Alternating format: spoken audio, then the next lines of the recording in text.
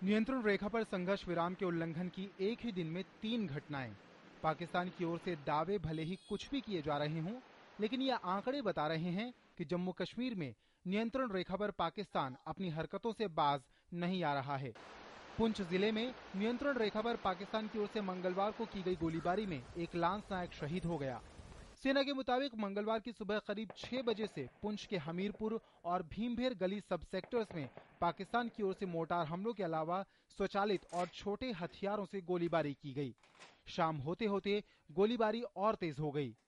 देर शाम पुंछ के बालाकोट में अग्रिम भारतीय चौकियों पर पाकिस्तानी सैनिकों की ओर से गोलीबारी की गई, जिसमें लांस नायक मोहम्मद फिरोज खान शहीद हो गए। हमले में 4 अन्य जवान भी घायल हो गए।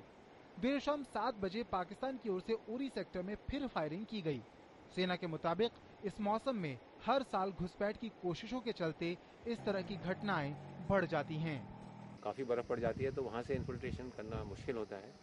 तो ये हो सकता है कि विंटर्स में, क्योंकि इस इलाके में मौसम इतना ख़राब नहीं है और बर्फ़ इतनी नहीं पड़ती, तो हो सकता है कि वो उनका जो फोकस है इन्फिल्ट्रेशन का वो इस तरफ शिफ्ट हो जाए।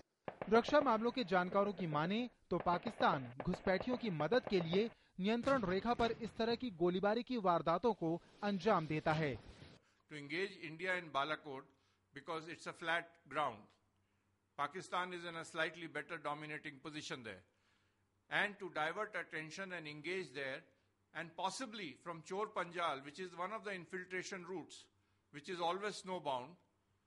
The infiltration will continue on the other side while the Indian army is engaged there. They are strategically focusing on this area.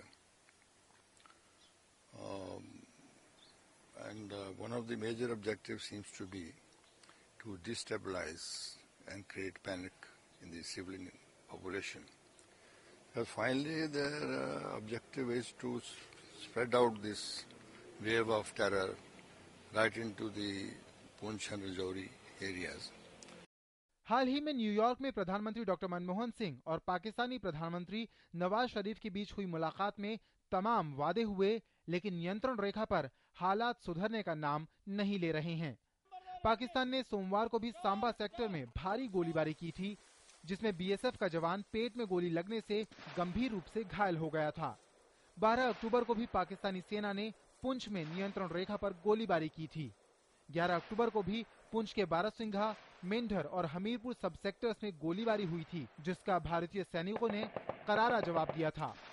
सेना के मुताबिक पाकिस्तान की ओर से इस साल 100 से भी ज्यादा नियंत्रण रेखा के उल्लंघन की घटनाएं हो चुकी हैं और लगातार जारी हैं। Bureau report, DD news.